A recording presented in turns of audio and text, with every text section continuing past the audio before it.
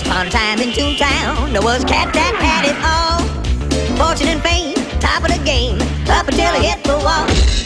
Now he makes a living downtown, walking on a brand new beat. Slipping through the new day, tripping on a two-way, taking down a one-way street. Beep, beep, beep, who's that cop? Cranking up crime. Stop the clock. Hope he gets here on time. Let's go bonkers. Yeah, totally nuts. Bonkers. No ifs, ands, or buts. Bonkers. Someone's stealing the show. Casey, you gotta go, no. Bonkers. Things getting out of control. Now you're caught in the trap, ready to snap. Snapping the cap and taking a rap, but you can't hold back that wacky attack. No matter why, you're still a star, 'cause you're bonkers. Bonkers. Bonkers. Bonkers. Wherever you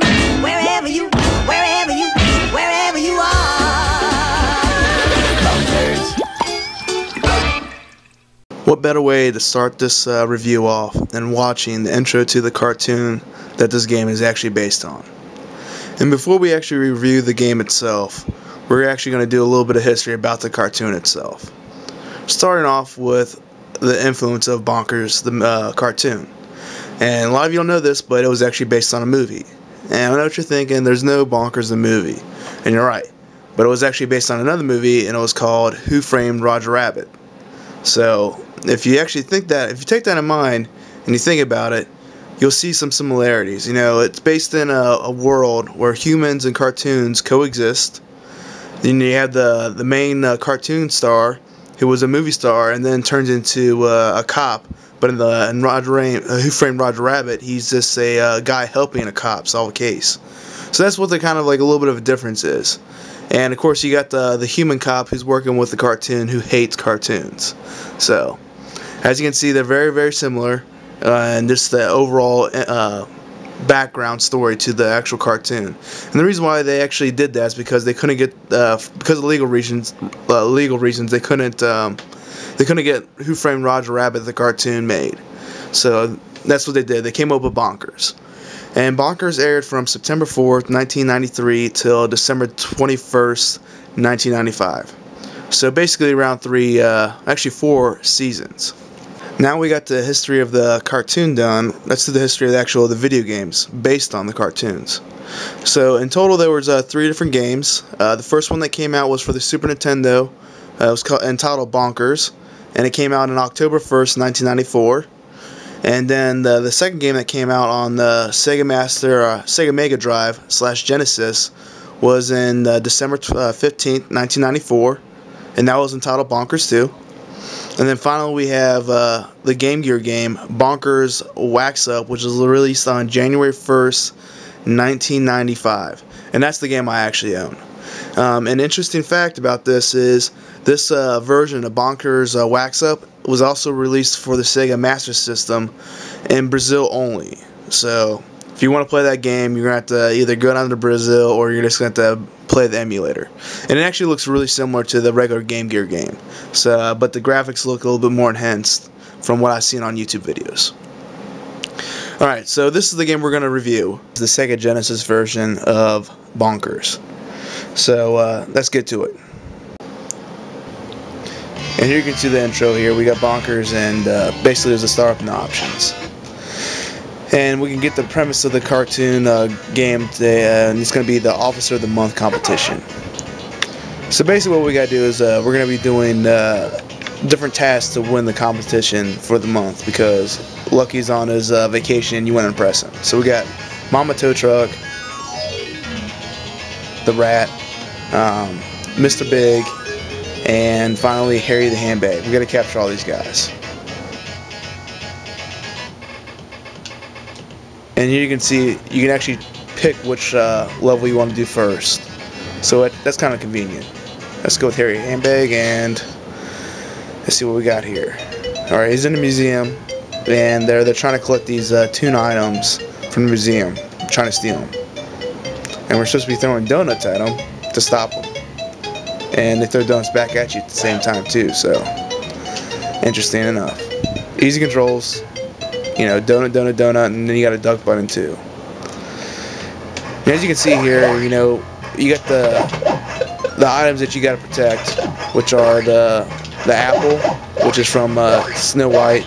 You got Aladdin's lamp.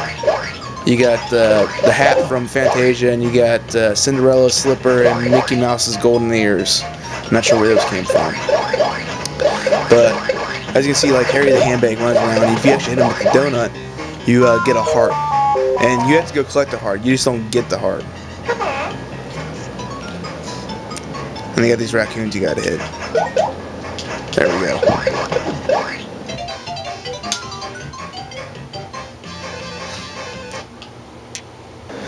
Now with each level it gets progressively harder. As you can see, there's more enemies now. But and they're actually starting to throw stuff too. And it does get pretty challenging at times. There's also they start putting statues in to block your donuts, but you can actually destroy those.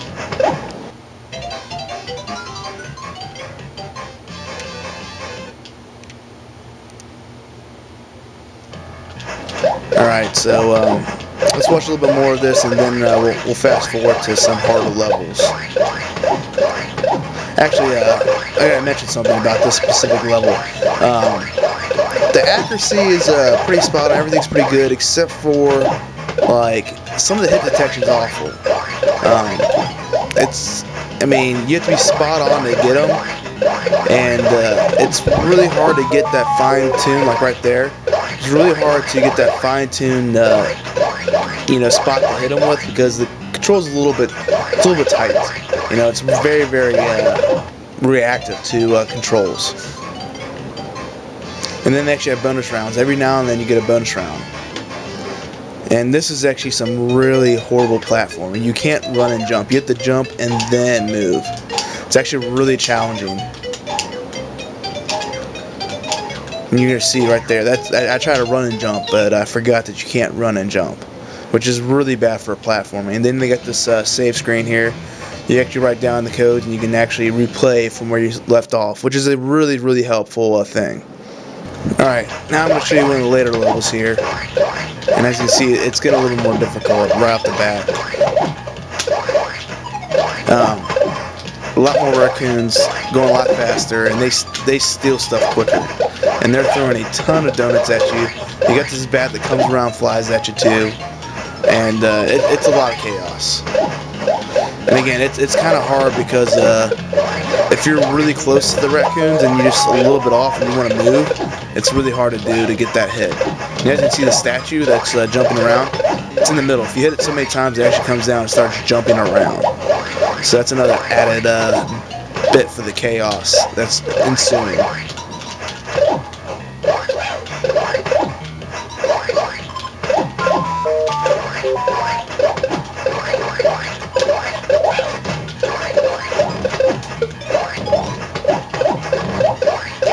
And as you can see, I just died right there.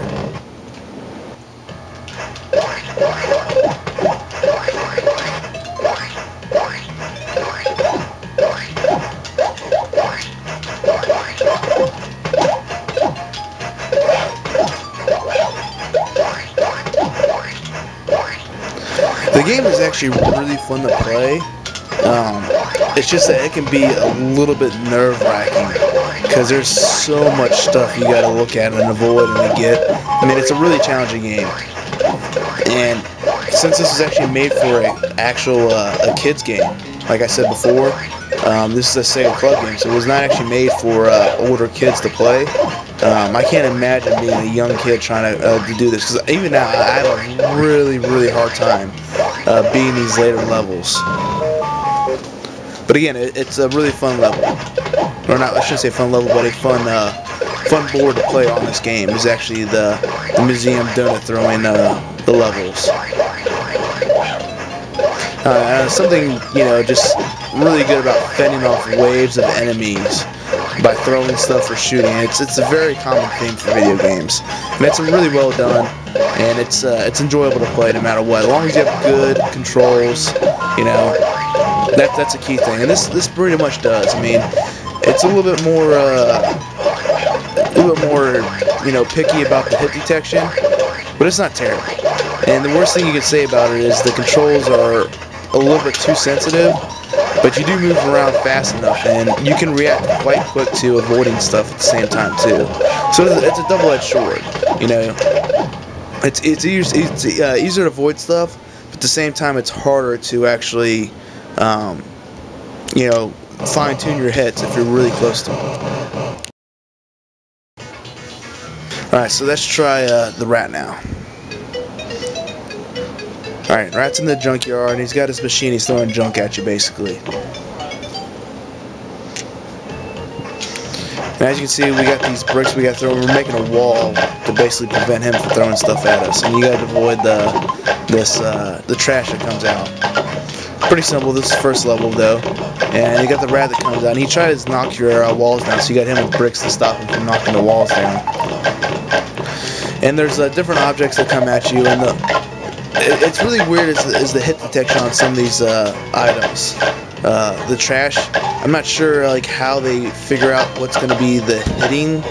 Well, I mean, like just like some of these things, you just throw the bricks at them and they just go right over the guy or right over the trash, which you assume, but sometimes it hits it, like right there. And I don't understand how it does that. But basically, all I can say is like you just don't try to hit the targets, just avoid the trash. That's how I got through the game. And we see the next level here. And he throws a variety of different items of trash at you, and there's different power-ups that come too from hitting the objects or completing a section of the wall. And those are a time clock, which slows things down, obviously. And then they have this badge, which is not like even though the sounds like a invincibility, but it's more like, you know, Sonic's bubble. You know, it stays with you until you get hit, and once you get hit, it's gone. Which is actually a really, really good power up to have. And knowing that it basically lasts forever, it's to your best interest not to, you know, try to get hit. And one final thing I forgot to add is also every now and again a gold brick comes out. And this golden brick, if you have to press, I think it's the C button. If you throw the brick at the trash guy, you can see it there on the corner. And if you throw at the brick, not the brick guy, but the machine, the junk machine, it clogs up the junk machine, and he can't actually throw trash at you. So it kind of gives you a little bit of a break from the trash throwing. Okay, just like the other level, we're going to be having bonus levels. And it's going to be a platformer too, and it's, I don't know, it seems a little bit easier for me to do, but it's still difficult. Alright, so let's check out a little bit level that's a little bit later in the game. This is getting really close towards the end of the actual levels. And as you can see, there's different items that come at you. A tire that goes really fast, and you get the classic bowling balls. Everything goes at you a little bit faster now. But there's also springs and soda pops and finally teeth.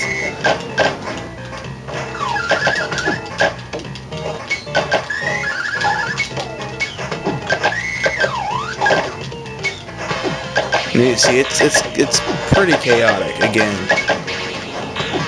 especially the springs that follow you and the small tires, not those tires, but the smaller tires. Any kind of item that follows you is going to be a pain in the ass, basically.